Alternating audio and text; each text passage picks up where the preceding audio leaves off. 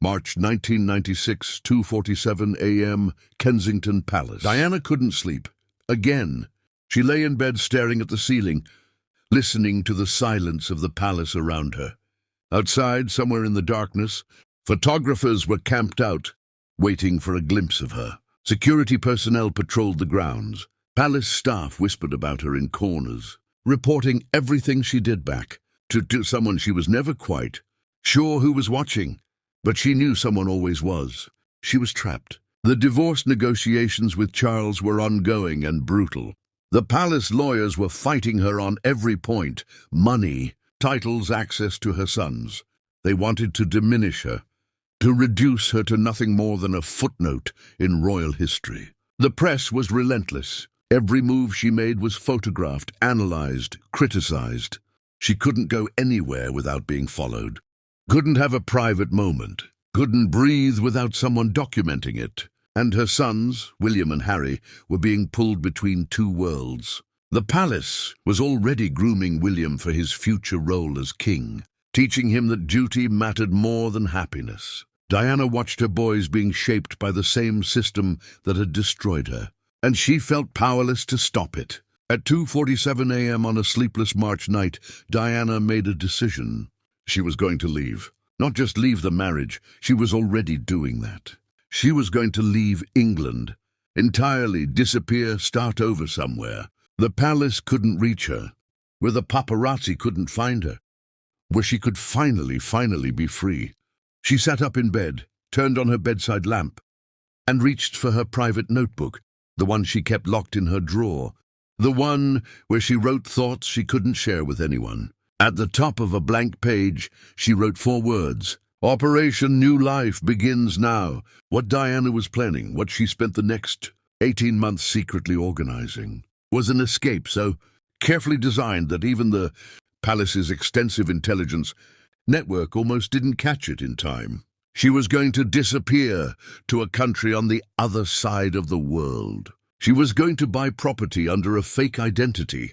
She was going to create a new life where she could be just Diana, not Princess Diana, not the former wife of the future king, just Diana. And she almost succeeded. This is the story of Diana's secret escape plan. The property she bought, the identity she created, the country she chose, and the moment the palace discovered what she was planning and moved to stop her. This is the story of the life Diana almost had. April 1996, private meeting. Central London. Diana sat across from Victor Mishcon, her longtime solicitor. In his discreet central London office, Mishcon had been handling her divorce negotiations. But today's meeting was about something else entirely. "I need your complete discretion on this," Diana said, her voice low even though they were alone. "No one can know. Not the palace. Not Charles's lawyers. No one." Mishcon leaned forward. "Of course, ma'am. What do you need?" "I want to buy property abroad, somewhere far from England. But I can't do it under my own name. The palace watches everything. If they find out I'm planning to leave permanently, they'll find a way to stop me." "What are you proposing?" Diana pulled out a folder she'd been carrying. Inside were documents, research, photographs. "I've been doing research. I want to buy a property in either South Africa or California. Somewhere with sunshine. Somewhere I can be anonymous. I need you to help me create a legal structure, a trust, a corporation, something that will allow me to purchase property without my name appearing anywhere on public records." Mishcon studied the documents. This wasn't a casual request. Diana had clearly been planning this for months.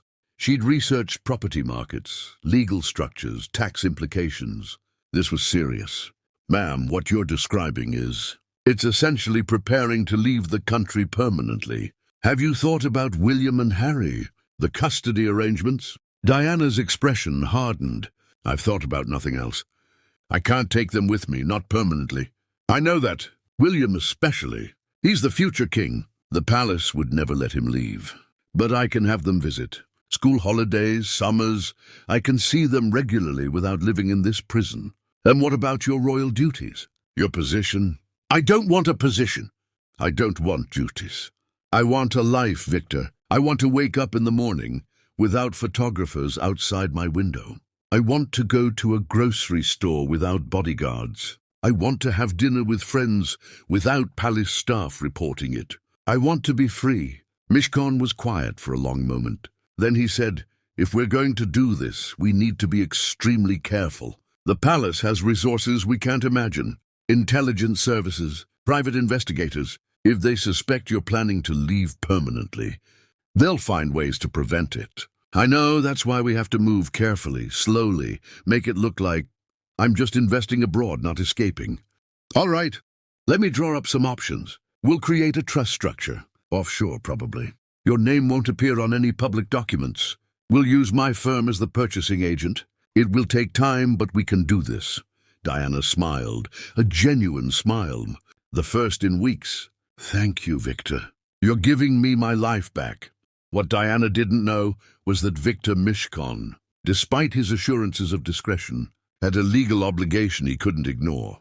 If he believed his client was at risk, either from others or from her own actions, he was required to report it to authorities. And Diana's plan to leave the country, to remove herself from royal protection, to potentially put herself in danger. Mishcon wasn't sure if he could stay. Silent about that, it was a dilemma he would wrestle with for months. June 1996, Cape Town, South Africa. Diana traveled to South Africa on what was officially a charity visit. She was there to support AIDS awareness programs and meet with Nelson Mandela, who she'd long admired. But she had a secret agenda. On her third day in Cape Town, during a gap in her official schedule, Diana slipped away from her royal handlers. She'd arranged a private meeting with a real estate agent who'd been recommended by a trusted friend. They met at a cafe in the upscale Camps Bay neighborhood, overlooking the stunning coastline. Diana wore sunglasses and casual clothes, trying to look like a tourist rather than a princess. "I'm looking for privacy," she told the agent, a woman named Sarah who had been briefed only that her client was a high-profile individual seeking discretion. Sarah had no idea she was talking to Princess Diana. "I have several properties that might work," Sarah said, spreading out listings on the cafe table. "What's your budget?" "Money isn't an issue. I need a home that's secure but not obvious. No gated celebrity compounds. Something that looks ordinary from the outside but provides complete privacy inside. Ocean views would be ideal, and it needs to be available quickly." Sarah showed her several options. Most were too public, too obvious. But then she showed Diana a property in Landudno, a small beach community just outside Cape Town. The house was stunning but understated. 3 bedrooms, modern design, floor-to-ceiling windows overlooking the ocean, completely private, surrounded by natural vegetation, no neighbors in sight. Access was via a private road. "This one," Diana said immediately. "I want to see it today." They drove to the property that afternoon. Diana fell in love with it instantly. The light, the space, the feeling of being completely alone, with nothing but ocean and sky. "I'll take it," she said. "But the purchase needs to be handled through my attorney in London. My name can't appear on any documents." "That's not unusual for high-profile buyers," Sarah assured her. "We can work through a trust." Diana walked through the empty house, imagining the life she could have here. She'd decorated herself. Simple, comfortable. Nothing royal. She'd have friends visit, real friends, not palace-approved acquaintances. She'd swim in the ocean every morning. She'd finally be free. That night, back at her hotel, Diana called Victor Mishcon. "I found it," she said. "The perfect place. Start the paperwork. I want to move forward immediately." "Ma'am, are you certain?" "Once we begin the purchase process, if word gets out, I'm certain. Do it." What Diana didn't know was that her private visit to the property hadn't been as private as she thought. A local photographer, recognizing Diana despite her sunglasses, had followed her. He'd photographed her at the property, clearly more than just a casual visit. Those photos would be sold to a British tabloid within days, and the palace would know exactly what Diana was planning. July 1996, Buckingham Palace. Emergency meeting. Sir Robert Fellows, the Queen's private secretary, and coincidentally, Diana's brother-in-law, sat in a secure room with 2 intelligence officials and a palace lawyer. On the table between them were photographs. Diana at the Cape Town property. Diana meeting with the real estate agent. Documents showing a trust being created in Diana's name. She's planning to leave, Fellows said. Permanently. Can she do that? One of the intelligence officials asked. Legally? Yes, she's no longer married to the Prince of Wales. Once the divorce is final, she has no official royal obligations. She could, in theory, leave the country. But it would be a disaster.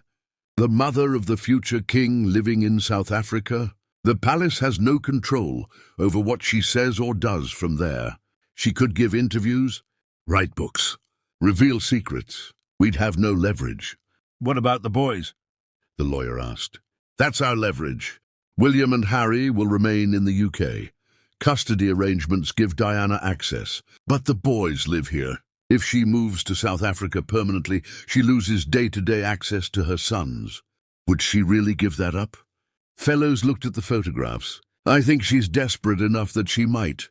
She's been planning this for months. This isn't a whim. She's serious. So what do we do? Fellows was quiet for a long moment. Then he said, we make it impossible for her to leave. Financially, legally, emotionally, we use every tool we have. Explain. First, the property purchase. We leak information that makes financing difficult. We tie up her funds in divorce negotiations. We make it clear that any assets she tries to move out of the country will be scrutinized. Second, we use the boys. We remind her constantly that leaving the country means seeing William and Harry less. We create guilt. We make her choose between her freedom and her sons. Third, we make South Africa less appealing. Security concerns. We brief her that her safety cannot be guaranteed there, that the palace cannot provide protection if she insists on living abroad. And fourth, we wait. Diana's impulsive. She makes decisions emotionally. If we can delay this long enough, she might change her mind. And if she doesn't, Fellow's expression was cold, then we make her life in South Africa so difficult that she comes back on her own. Paparazzi harassment. Legal challenges, financial pressure, whatever it takes. That seems extreme. The future king's mother cannot be allowed to disappear to another country where we have no oversight. This is about protecting the monarchy, and we will do whatever is necessary. The plan was set in motion immediately. August 1996, Kensington Palace. Diana received a call from Victor Mishcon. His voice was strained. We have a problem with the South Africa property. What kind of problem? The financing has fallen through. The bank that was going to handle the offshore trust. They've suddenly backed out. No explanation. They're just refusing the business. Find another bank. I've tried 3 others. Same response. It's as if, ma'am, it's as if someone is making calls. Applying pressure. Diana felt cold. The palace. I can't prove it. But yes, I suspect palace involvement. So what do? We could try purchasing directly without the trust structure. But that means your name would be on public documents. The media would find out immediately. Diana was silent. She'd known the palace would fight her, but she hadn't expected them to move this quickly or this effectively. What about California? She asked. You mentioned we could look there instead. We could, but ma'am, if they've blocked the South Africa purchase, they'll block California too. They clearly don't want you leaving the country. They can't stop me forever. No, but they can make it very, very difficult. Diana hung up, frustrated and angry, but also more determined than ever. If the palace wanted a fight, she'd give them one. September 1996, the divorce settlement. The divorce was finalized on August 28, 1996. Diana received a settlement of 17 million plus pound, 400,000 per year for her office expenses.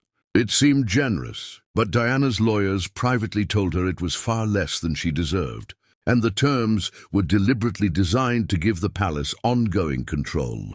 Her office expenses were monitored by palace accountants. Large purchases or investments had to be justified. Moving significant money overseas would require palace approval. The custody arrangement for William and Harry was vague, allowing frequent access, but not specifying details, which meant the palace could restrict her time with her sons if they chose to, and buried in the settlement was a clause. Diana's lawyers had fought against she was required to maintain a primary residence in the United Kingdom. If she spent more than 6 months per year outside the UK, she would be considered in violation of the custody agreement. Diana had signed the settlement because she wanted the divorce finalized. But she realized too late that the palace had trapped her. She could travel, she could visit other countries, but she couldn't leave permanently. Her escape plan was dead. November 1996, Diana's private journal. Diana wrote in her locked journal, "They've won." "I thought I could be free, but I was naive. The palace has resources I can't fight. Money, lawyers, intelligence services. They've made it impossible for me to leave. The South Africa property fell through. The California options were blocked. Every bank I approach suddenly develops concerns about the transaction. And the boys, God, the boys. That's the cruelest part. They've made it clear, if I leave the country, I lose William and Harry, not legally, but practically. Scheduling conflicts, security concerns. The boys need stability. 1,000 excuses to keep them from visiting me if I move abroad. I can't do it. I can't give up my sons, even for freedom. So I'm trapped. Not married anymore, but not free either. The cage is just bigger now. That's all." December 1996, Cape Town property.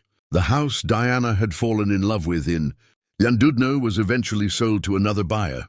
Diana never got to live there, never got to swim in that ocean every morning, never got to experience the freedom she'd dreamed about.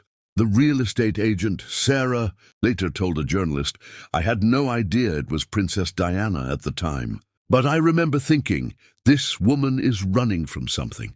She looked at that house like it was the last lifeboat off a sinking ship. When the sale fell through, I called to express my regrets. A man answered, her attorney, I think, and said simply, the client's circumstances have changed. The purchase is no longer possible. I always wondered what happened. Now I know. They wouldn't let her go. 1997, the final year. In Diana's final year of life, she traveled constantly. Egypt, France, Italy, the Mediterranean, Bosnia, Angola, always moving. As if staying still meant being caught. She dated Dodi Al-Fayed, whose family owned properties around the world. Some speculated she was drawn to Dodi partly because his family's wealth and international lifestyle offered a potential escape route the palace couldn't block. If she married Dodi, she'd have access to homes in Paris, London, New York, Cairo. She could split her time between countries. The palace couldn't control what the Al-Fayed family did with their properties. It was a different kind of freedom than she'd imagined. Not disappearing to South Africa, but perhaps good enough. We'll never know if that's what Diana was planning, because on August 31st, 1997, in a tunnel in Paris, Diana's escape plan ended permanently. 2004, Victor Mishkon's posthumous statement. Victor Mishkon died in 2005, but in 2004, shortly before his death, he gave a sealed statement to Operation Paget, the investigation into Diana's death. In that statement, Mishkon revealed Diana's escape plan, the South Africa property, the attempts to purchase in California, the trust structures, the palace's interference. He also revealed something else, that in October 1996, Diana had told him she believed efforts would be made to harm her if she tried to leave the country permanently. She told me, Mishkon's statement read, that there were people who would rather see her dead than free. She said this without drama, without hysteria. She said it as a simple statement of fact. I asked her who she meant. She wouldn't specify, but the implication was clear. Powerful people associated with the palace. People who saw her as a threat if she were beyond their control. I didn't take the statement seriously at the time. I thought she was being paranoid, stressed by the divorce. In hindsight, I wish I'd listened more carefully. Mishkon's statement was included in the Paget investigation report, but attracted little attention. Just another conspiracy theory among hundreds. But for those who knew Diana's story, who knew about the escape plan and how aggressively the palace had worked to prevent it, Mishkon's statement raised chilling questions. Had Diana been right? Were there people who preferred her dead rather than free? Today, the house that never was. The property in Llandudno, Cape Town, the house Diana fell in love with, has changed hands.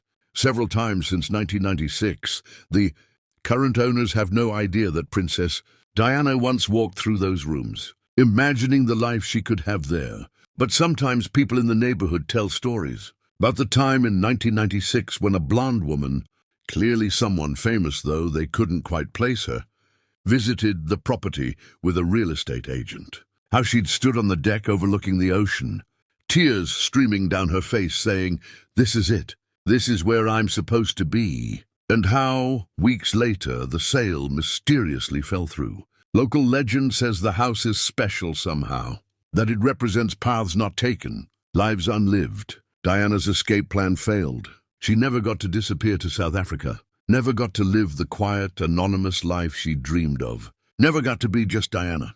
Instead, she spent her final year traveling constantly, searching for freedom in temporary places, always returning to the cage she couldn't escape, until a tunnel in Paris became her final stop. William and Harry know.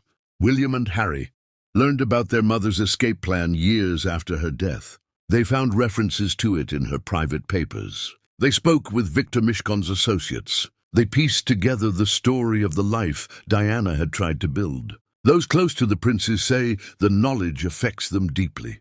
William, especially, struggles with guilt. If the custody arrangements hadn't trapped Diana, if the palace hadn't used him and Harry as leverage, would his mother have escaped? Would she still be alive? Harry, meanwhile, sees his own decision to leave the UK with Meghan as fulfilling his mother's failed dream. They live in California, one of the places Diana had considered. They've stepped back from royal duties. They've chosen freedom over obligation. "Mum tried to do this," Harry reportedly said to a friend. "The palace stopped her. They won't stop me." Whether Diana would approve of Harry's choices, we can't know. But the parallel is clear. A royal family member trying to escape the system, being fought at every turn, choosing freedom even at the cost of everything else. Diana tried it first and failed. Harry tried it second and succeeded. Perhaps that's Diana's legacy, not the escape she achieved, but the path she blazed for others to follow. So here we stand at the end of this story, understanding that Diana came so close to freedom, just to have it taken away by a system that couldn't bear to lose control of her, that she spent her final months searching for an escape that would never come. What do you think would have happened if Diana had succeeded? If she'd moved to South Africa or California, would she still be alive today? And was the palace right to stop her, or did they trap a woman who deserved to be free? Share your thoughts in the comments below. This is where we imagine the life Diana could have had, where we mourn the freedom she was denied, where we remember that sometimes the cruelest prison is the one that looks like a palace. If this story broke your heart, please subscribe.